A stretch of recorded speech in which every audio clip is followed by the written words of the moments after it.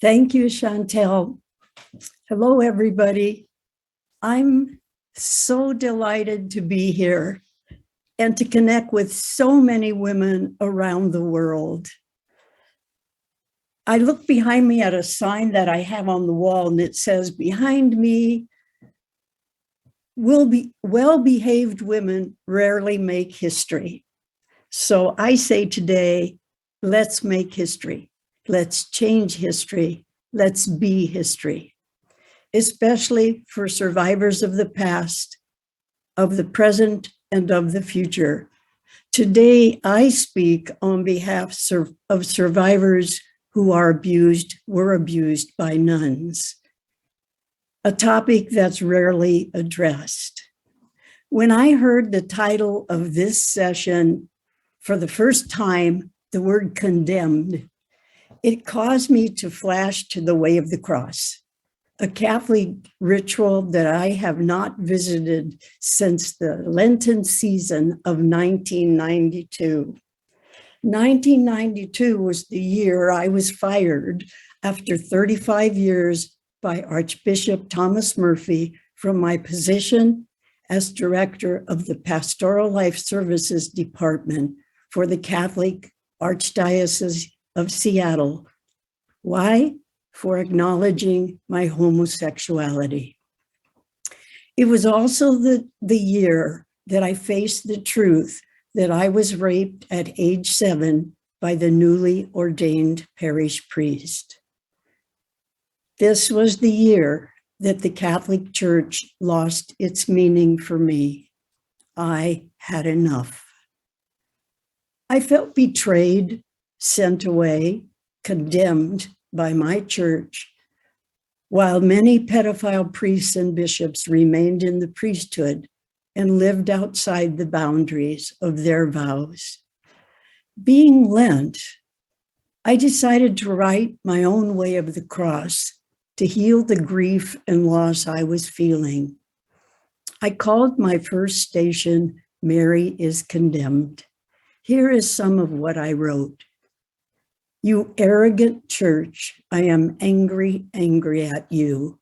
Who do you think you are to tell me my life is not holy if I live it as I am, a woman loving women? My anger ignites over your righteous position. So go on, condemn me for living in truth. Continue to play your Pontius Pilate role. Your patriarchy sickens me." Excuse me. It seems like only yesterday that I wrote those words, and yet it was nearly 30 years ago. I have changed. Patriarchy, power, and clericalism in the priesthood has not. Patriarchy remains the root cause of persecution, use, and abuse of women, children, and others. The same hierarchical model remains in religious orders of women today, matriarchy. It begins at the top from superior generals to provincial superiors and on down to local superiors of communities. As a facilitator of SNAP support group for those abused by nuns, many survivors share that when they went to superiors to tell their story, they were met with cautiousness and less than helpful actions. I sense a code of secrecy and silence within convent walls that protects the order and the family of nuns that can be likened to the incestuous families that keep secret beyond all costs, and they keep the crimes of abuse and perpetrators covered up. I've often asked myself, what if a superior or the nun in charge of serving survivors was free from protecting her sisters and the order first? No more code of secrecy. Then would she be able to be truly compassionate, honest, and just as each survivor came forward I do think so. Survivors want to be listened to, believed, and compensated at times for the grave losses they suffer. Many tell me that they tried once when they were younger to tell a nun in power what had happened to them, but sadly, no one listened.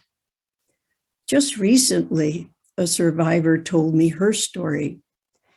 When she was in high school, a nun, a teacher, made aggressive sexual advances toward her. She went to the principal. She told the principal what had happened. And the result was that she was asked to leave because she was becoming a threat to the nuns and to the school. The principal gave her family a very weak excuse, saying she just didn't fit in and it might be better if she changed schools. The nun remained teaching. The survivor is still seeking answers. And another story recently shared with me by a nun, sexually violated by another nun, still living in community with her. She told her superior, and nothing was done. A police report was never filed. The sister abuser remains in the convent. And this is the sad part. The victim lives with the constant, haunting presence of her abuser at meetings and community events. And then there are the stories of little boys and young boys sexually and physically violated by nuns, who to this day, as men, carry deeply rooted shame and guilt, believing because of their gender, they could have done more to stop the nun from harming them. They couldn't, of course. The power dynamic is and was just too great. I too have my own story. Finally, at age 78, just 3 years ago, I faced my own abuse by a nun in power, a superior. Even the word sets up a power dynamic. It is amazing to me that it can take such a long time for many of us to face and deal with the abuse in our lives. I was a nun from the late 1950s to the early 70s. My childhood abuse by the parish priest remained so deeply buried in me that it did not interfere with my love for God, thank God, and my desire to be a nun. I entered the convent after school, high school at age 18.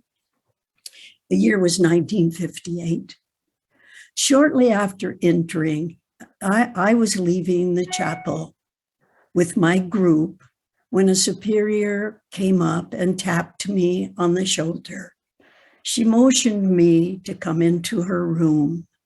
I followed her, and she sat in her chair so queenly, and I knelt before her so small. She took my face between her hands, and she kissed my face all over. Words fade, memory fades. I left her room, and the same feelings that I had when I was abused and raped by the parish priest at age 7 came spilling over me. But this time I felt them more keenly and deeply. Abandonment, shame, detachment, secrecy, and mostly confusion. The novice mistress never asked me why I left the line and why I had been gone so long. I buried this, as I did my priest abuse, deep inside for almost a lifetime. It was recently that I finally named this experience for what it was. It It wasn't just strange and creepy, as I and my women friends described it, and many other sexual acts done to them. It was an abuse of power and a crossing of boundaries with serious sexual and religious overtones for a survivor like me.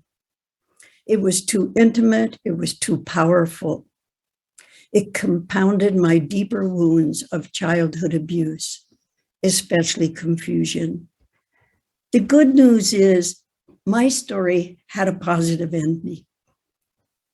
I did go to the nun in charge of sexual abuse cases in my former community. I told her what happened to me. She listened. She believed me. She looked back into her files for any information she could find. She shared with me what she found. She helped me put the pieces of my story and my life together, so I am much less confused. She asked me what I needed. She told me how sorry she was that one of our nuns hurt me. I felt love. I felt validated. It was enough. We must make and hear more stories of hope like this one and be the ministers we're called to be. Here are 6 facts that if we take them to heart, will move us to action today and change tomorrow. 1, when investigations are taken away from the bishops and given to secular authorities, attorney generals, bankruptcy courts, nun abuse is always at least 5% of all abuse, and sometimes as high as 10%. These trends extend to the rest of the world, wherever the church has some power and authority granted to it by governments. 2, the look-back window of justice in New York has identified at least 75 nuns accused of abuse. 3, 75% of United States dioceses have published lists of their priest abusers. Not one female religious order has published a list. That secrecy is a worldwide part of the Catholic playbook regarding abuse. 4, the recent French investigation into abuse confirms that 330,000 victims of the Catholic Church exist. 100,000 of those by lay employees and female religious. There are specific horror stories of nuns abusing children in France, and this unmasking is the most revealing yet. 5, despite the lack of transparency in the United States, Bishops' Accountability has documented 166 female religious in its archives. And of course, we know there are many, many more. Those have come from class action lawsuits and other forced opening of files. 6, in Canada, much has been made of the life and cultural genocide of First Nations children way of life, Catholic-controlled schools, and the role of priests in that genocide. But female religious are complicit in that story. So there remains so much mending, healing, and restoring to do, and we can do it. Let's stand together today as a world community and shout out in every language, no more abuse, no más abuso. It's time to condemn criminals and acts of sexual violence and institutions who cover and protect them. It's time to embrace survivors with justice. Justice delayed is justice denied. We can do better, we will do better, and we must do better. To survivors like me, tell your story. Malawa says it this way: when the whole world is silent, even one voice is powerful. You are that voice. Know that you are not alone. We journey together, seeking healing and justice for ourselves and for others, especially for our children. Remember, it was never your fault. I want you to know that it gets better. And if you need support, go to snapnetwork.org or bishopaccountability.org, or please email me at m